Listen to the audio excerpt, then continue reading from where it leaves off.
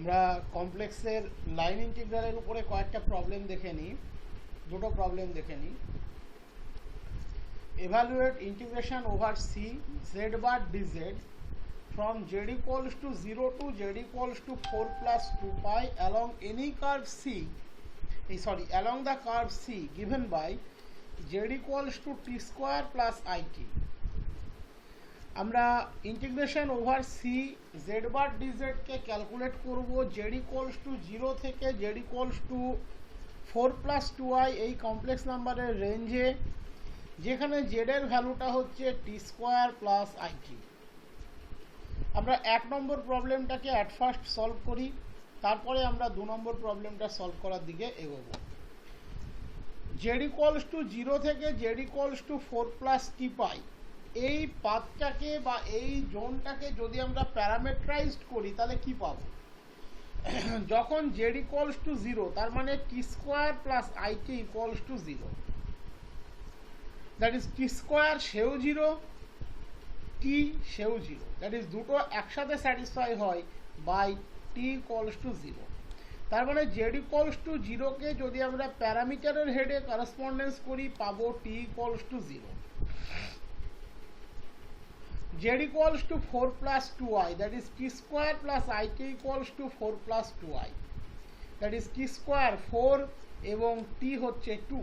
t square 4 কে solve করলে t equals to plus minus 2 পাবে, বাট সেকেন্ড ফ্যাক্টরটা ইমাজিনারি ফ্যাক্টরটা t ইকুয়ালস টু মাইনাস 2 দ্বারা স্যাটিসফাই হবে না, দ্যাট ইজ এখানে কমন ভ্যালুটাই আমাকে কনসিডার করতে হবে t ইকুয়ালস টু 2। তার মানে z ইকুয়ালস টু 4 প্লাস 2 পাইটা প্যারামিটারাইজড হলো t ইকুয়ালস টু 2 দ্বারা। আমরা ক্যালকুলেট করতে যাচ্ছি integration over C Z bar D Z, integration over C Z bar D Z. এই যে টোটাল সি পাথটা ট্রাভার্স করবে by the parameter t equals to 0 to 2, complex অনুযায়ী z equals to 0 to z equals to 4 plus 2i, তার মানে t equals to 0 to 2। z bar that is t square plus it তার বার, dz d of t square plus it, t square plus it তার conjugate হবে t square minus it, differential of t square plus it, d of t square always দেবে 2t dt, আর it এর differential হবে i dt, আমি gt টাকে common নিয়ে নিলে 2t plus i into dt, that is integration 0 to 2। আমরা এই পোর্শনটাকে পুরোপুরি মাল্টিপ্লিকেশন করে নিলাম, তাহলে পাবো 2t cube minus i t square plus t dt, simple integration 2t to the power 4/4 minus it cube by 3 plus t square by 2 upper limit 2 lower limit 0। এবার আমরা এখানে t এর জায়গাতে 2 বসিয়ে দিই আর 0 বসিয়ে দিই, তাহলে পেয়ে যাচ্ছি এটা, that is 10 minus 8i by 3। এটা হলো আমরা রিয়েল স্ট্রাকচারে যেমন লাইন ইন্টিগ্রাল শিখেছিলাম সেই মেথডেই কিন্তু আমরা এখানে কমপ্লিট করলাম। এরপরে আমরা কমপ্লেক্স স্ট্রাকচারেও এটাকে সলভ করে দেখাবো, তুমি পরীক্ষাতে যেটা তোমার সুইটেবল মনে হবে সেটা করতে পারো। কমপ্লেক্স মেথডে আমরা এবার সলভ করে দেখাবো। Given structure integration over C Z bar, Z এর জায়গায় আমরা এক্স প্লাস আই ওয়াই বসিয়ে দিলাম, তাহলে এক্স প্লাস আই ওয়াই তার bar D of X plus I Y, that is integration over C X plus I Y তার bar মানেই X minus I Y, differential of x plus iy that is dx plus I dy। এবার complex ফরম্যাটে ভেঙে নাও, x dx plus y dy, x into dx, এদিকে minus iy আর I dy that is minus I square y dy that is plus y dy, plus I into integration over c x dy minus y dx। এবারের বিষয়টা সেই একই, z equals to t square plus it, তার মানে আমরা যদি x equals to t square ধরে নিই, y ইকুয়ালস টু t ধরে নিই, কেন? কারণ আমরা সাধারণত জেডটাকে ধরে নিই x প্লাস আই ওয়াই, জেডটাকে আমরা ধরে নিই x plus I y, and that equals to t square plus it, that is x এর মান t স্কোয়ার, y এর মান হচ্ছে t, t এখানে প্যারামিটারাইজড হবে 0 টু 2।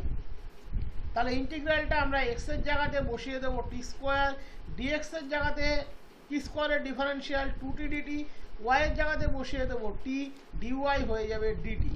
এরকম টোটাল যেখানে যেখানে যা যা প্রয়োজন আমরা এই একইভাবে বসিয়ে দেবো। টি এর রেঞ্জ হবে টি ইকুয়ালস টু 0 to 2। কীভাবে আমি আগের ফ্যাক্টরেই দেখিয়ে দিয়েছি। তাহলে ইন্টিগ্রেশন 0 to 2 এক্স ডিএক্স, এক্সের জায়গাতে টি স্কোয়ার, টি স্কোয়ারের ডিফারেন্সিয়াল 2t dt, ওয়াই এর জায়গাতে টি, ডিওয়াই এর জায়গাতে D T, plus I into T equals to 0 to 2 X D X T square D T minus Y D Y T into 2t dt। That is calculate করো, এখান থেকে পাচ্ছ 2t square plus T D T ইন্টিগ্রেশনের range 0 to 2 plus I into ইন্টিগ্রেশনের range 0 to 2 minus T square D T. সেই value একই রইল 10 minus hi/j, একই তো থাকবে। আমি যে পাথেই যাই না কেন ইন্টিগ্রেশন, যে পাথ বলছি ইন্টিগ্রেশনটা যেহেতু একই পাথের এগেনস্টে করছি, যে মেথডেই যাই না কেন অ্যান্সার একই থাকবে। নেক্সট একটা অ্যানাদার পাথ বরাবর বলেছে the line from Z equals to 0 to Z equals to 2i, Z equals to 0 থেকে জেড ইকুয়ালস টু 2i বরাবর ইন্টিগ্রেট করো, and then the line from Z equals to 2i to Z equals to 4i। That is আমি এভাবে এটাকে explain করতে পারি। প্রথমে তুমি Z equals to 0 to Z equals to 2i চলে গেলে, এরপর তুমি জেড ইকুয়ালস টু 2i থেকে জেড ইকুয়ালস টু কত বলেছে 4 প্লাস 2i এটাতে গেলে, ধরে নাও এটা জেড ইকুয়ালস টু 0, তাহলে দুটো পাথ বরাবর ইন্টিগ্রেশন হবে। সেখান থেকে তুমি জেড ইকুয়ালস টু 2i এ গেলে, এবার তুমি 2i থেকে Z equals to 4 plus 2i এ যাচ্ছ।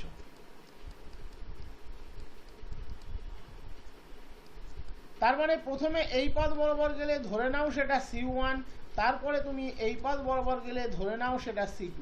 দ্যাট ইজ C1 C2 বরাবর ইন্টিগ্রেশন। তার মানেই আমরা জানি C1 C2-র কম্বাইন্ড ইন্টিগ্রেশন মানে নিশ্চয়ই তোমাদের মনে আছে integration over C1 plus C2। আমরা একই কোয়ান্টিটি এফকে যদি ইন্টিগ্রেট করি, কমপ্লেক্সের প্রপার্টিতেই আমি করিয়েছিলাম, that equals two integration over C1f plus integration over C2f। That is আমরা এখানে দুটো সেপারেটলি ইন্টিগ্রেট করব, তারপরে আমরা তার সাম আপ করে দেবো, তাহলেই কমপ্লিট হয়ে যাবে। তাহলে প্রথমে আমরা এখানে দেখিয়েছি সেইভাবে z equals to 0 to 2i আর 2i টু 4 প্লাস 2i। তাহলে integration over C Z bar dz, z bar that is x minus I y dz dx plus i dy. এটাকে আমরা পুরোপুরি কমপ্লেক্স হিসাবেই করছি। তোমরা চাইলে আমি এখানে যেমন রিয়াল পার্টের ক্যালকুলেশন করেছিলাম এভাবেও করতে পারো। রিয়াল পার্টের ক্যালকুলেশন করলে দেখবে ক্যালকুলেশনটা একটু বড় হবে, কমপ্লেক্স পার্টে ক্যালকুলেশনটা করলে ক্যালকুলেশনটা একটু ছোট হবে, এর বেশি কিছু নয়। বাট প্যারামিটারাইজ তোমাকে করতেই হবে। সাধারণত আমরা প্যারামিটারাইজ করি যদি না কোনো এক্সাক্ট ফিগার দেওয়া থাকে যেটাকে বসিয়ে সলভ করে নেওয়া যায়, তাছাড়া আমরা সাধারণত প্যারামিটারাইজ করেই কিন্তু কাজ করে থাকি। তার জন্য রিয়াল পার্টে করলে ক্যালকুলেশনটা একটু বড় হয়। তো এটাকে আমরা এভাবে লিখে ফেলতে পারি, আগেই দেখিয়েছি। এবার আমরা Z equals to 0 to 2i এই বরাবর ইন্টিগ্রেট করব প্রথমে, দ্যাট ইজ C1 বরাবর ইন্টিগ্রেট করতে যাচ্ছি। ধরে নাও এই পার্টটা হচ্ছে C1, তারপরে আমরা C2 বরাবর করে ওভারঅল যোগ করে দিলেই আমাদের এই যে desired result that is about C, এটা আমরা পেয়ে যাব। তাহলে জেড ইকুয়ালস টু 0 মানে জেড ইকুয়ালস টু 0 মানে এক্স প্লাস আই ওয়াই হচ্ছে 0, এক্স প্লাস আই ওয়াই হচ্ছে 0। তার মানে আমরা কি বলতে পারি এখানে এক্সও 0 ওয়াইও 0। জেড ইকুয়ালস টু 0 মানে এক্সও 0 YO 0, that is Z equals to 0 corresponds to in ordered pair 0 0। Z equals to 2i আমরা কি বলতে পারি 2i, that is 0 plus 2i, that is x হচ্ছে 0 ওয়াই হচ্ছে 2, that is Z equals to 2i corresponds to 0 2।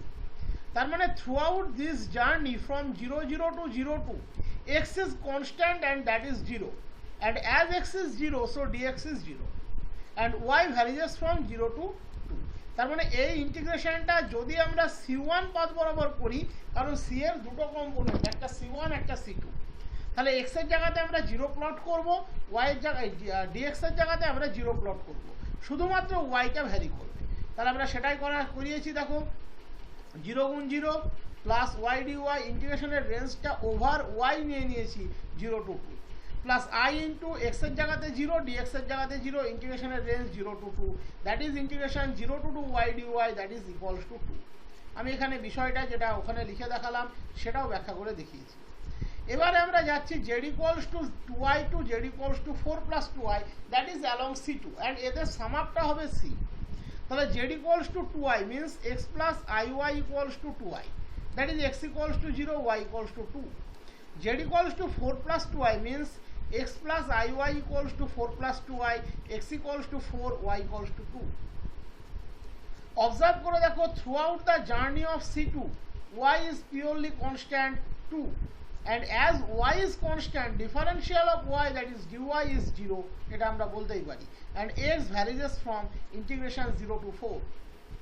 তাহলে সেটাই এখানে লেখা আছে, the line from z equals to 2i to z equals to 4 plus 2i is same as the line from 0 to 4 to, for which y equals to 2, dy equals to 0, and the line integral equals, এবার যেখানে যেখানে y আছে আমরা 2 বসাবো, যেখানে যেখানে dy আছে আমরা 0 বসাবো, dy এর জায়গাতে 0, y এর জায়গাতে 2, that is integration 0 to 4 x dx plus 2 into 0 plus I into integration 0 to 4 x into 0 minus 2x dx, that is integration 0 to 4 x dx minus 2i into integration 0 to 4 dx. তাহলে x square by 2 0 to 4 minus 2i into x integration 0 to 4 8 minus 8i, তাহলে c1 বরাবর হচ্ছে 2, c2 বরাবর 8 minus 8i, overall যোগফল 10 minus 8i, this is the value. এবং এখানে এই যে চিহ্নটা আমরা ইন্টিগ্রাল দুটোকে স্পষ্টত যোগ করতে পারলাম কেন, সেটা আমি তোমাদের আগে দেখিয়েছি। এখানে 0 থেকে 2i যাচ্ছি, তারপর 2i থেকে 4 plus 2i, কোনো অরিয়েন্টেশন ব্রেক হয়নি। যদি এমন হতো প্রথম ইন্টিগ্রালটা 2i থেকে 0 আসলো, পরেরটা 2i থেকে 4 plus 2i, তাহলে কিন্তু বিয়োগ হয়ে যেত, দিয়ে মডুলাস ভ্যালু নিতে হতো, কারণ সেক্ষেত্রে অরিয়েন্টেশন ব্রেক হতো। এখানে অরিয়েন্টেশনের কোনো ব্রেক হয়নি। নেক্সট, এটা আমি তোমাদের থিওরির মধ্যে লিখিয়ে দিয়েছিলাম, দ্যাট ইজ প্রপার্টিজের মধ্যে লিখিয়ে দিয়েছিলাম। পরীক্ষাতে এটা কিন্তু সেপারেটলি আসে, যে কারণে এটা আমি করিয়ে দিচ্ছি। বলে যে suppose fz is integrable along a curve c having finite length l। fz একটা ইন্টিগ্রেবল ফাংশন যার একটা ফাইনাইট লেন্থ l আছে। Suppose there is a positive number m such that modulus fz less equals to m on c, একটা positive quantity capital M এর তুমি existence পাবে, যার জন্য ক্যাপিটাল fz এর mod value less equals to m ওই C কার্ভের উপরে, দ্যাট ইজ ওই সি কার্ভের উপরে যে কোনো পয়েন্টের জন্য তার কমপ্লেক্স ভ্যালু fz, তার mod value less equals to একটা positive number m। Prove that integration over C fz dz এর mod value less equals to m into l। আমরা integration over C fz dz এটাকে ইন্টিগ্রালের property থেকে already প্রথম ভিডিওতেই করিয়েছি। ইন্টিগ্রেশনের কি বলতে পারি, limit n tends to infinity summation r equals to 1 to n f j r delta z r, অথবা আমরা এভাবেও জেডার এর রেসপেক্টেও লিখতে পারি নর্মের কনসেপ্টে গেলে। এক্ষেত্রে নর্ম শব্দটা পুরোপুরি ভ্যালিড হয় না, আমি আগেই বলেছি, কারণ এটা কোনো ইন্টারভ্যাল নয়, এটা আর্ক লেন্থ। তার জন্য ম্যাক্সিমাম অফ ডেল্টা জেড আর tends to 0, limit maximum of delta z r tends to 0 for 1 less equals to or less equals to n summation r equals to 1 to n f xi r into delta z r, যেখানে xi r টাকে আমরা বলি respective tag. এটাই হলো integration over C fz dz এর value. তোমাদের নোটটা যখন দিয়েছি তখন দেখবে একটা কথা তোমরা নিশ্চয়ই খেয়াল করেছো, আমি বলেছিলাম যখনই n এর সংখ্যাটা আমরা বাড়াবো, মোড অফ সাবডিভিশন বাড়াবো, দ্যাট ইজ করসপন্ডিংলি ডেল্টা z এর মড ভ্যালুগুলো কমতে থাকবে। কমতে কমতে তাদের ম্যাক্সিমামটা যখন টেন্ডস টু 0 হবে, রিম্যান কনসেপ্ট বলছে on that case r equals to 1 to n f xi r into delta z r এর লিমিটিং ভ্যালু হবে এটা। সেই লিমিটটা যদি আমরা নর্মের হেডে ভাবি তাহলে এটা হবে, যদি আমরা মোড অফ সাবডিভিশনের হেডে ভাবি তাহলে এটা হবে। তো আমরা স্টার্ট করছি এই কোয়ান্টিটিটার মড ভ্যালু থেকে, r equals to 1 to n f xi r delta z r এর মড ভ্যালু থেকে। তাহলে modulus of this less equals two r equals to 1 to n modulus of f xi r modulus of delta z r।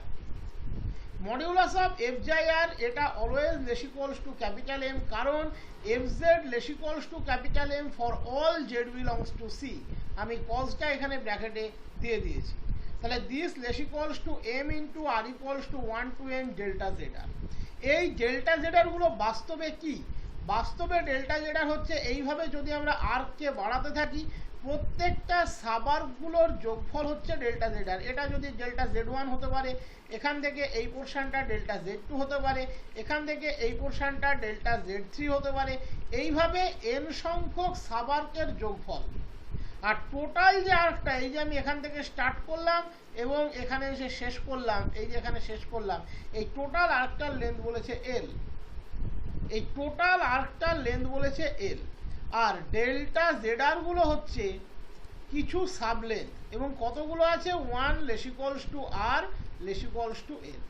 তার মানে এল কে আমি যত সাবলেন্থেই break করি না কেন, তাদের মধ্যে ডেল্টা জেডআর গুলো ঢুকে আছে। আমি যদি 100টা সাবলেন্থে ব্রেক করি, তাহলে ডেল্টা জেডআর এর সংখ্যা এরকম 100 পাবো। বাট আমি এখানে এনটাকে যা ভাববো, ডেল্টা জেডআর আমি ততগুলো যোগ করবো। যদি এন এর মানটা 20 ভাবি, তাহলে এরকম 20খানা সাব ইন্টারভ্যালের যোগফল হচ্ছে ডেল্টা জেডআর। সেটা নিশ্চয়ই টোটাল লেন্থের চেয়ে ডেফিনেটলি ছোট। কি বলতে চাইছি, যদি বুঝতে অসুবিধা হয় আমি আরেকবার এখানে ফেয়ারলি দেখাচ্ছি।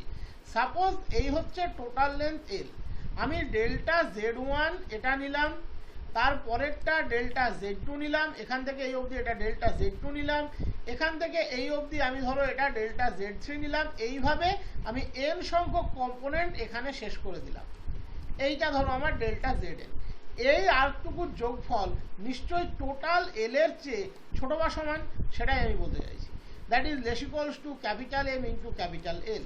হয়, আর আমি ব্যাখ্যাটা এখানে দিয়ে দিয়েছি।